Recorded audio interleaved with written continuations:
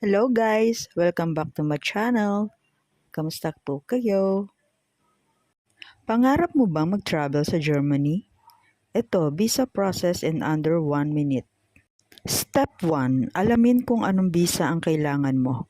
Kung tourist at less than 90 days, Schengen tourist visa ang kunin mo. Step 2. Ihanda lahat ng document, passport, application form, photos, travel insurance, flight and hotel bookings, proof of funds at cover letter. May sponsor ka? Invitation letter, isama mo na. Step 3. Mag-book at ng appointment sa German Embassy website. Tip, maaga mag-book kasi mabilis mapuno. Step 4. Pumunta sa appointment mo.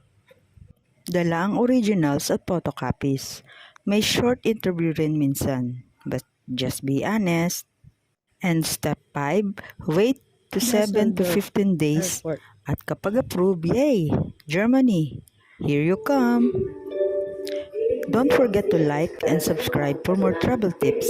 Kita-kits sa Europe! Thank you! Ingat! Do not leave your luggage unattended.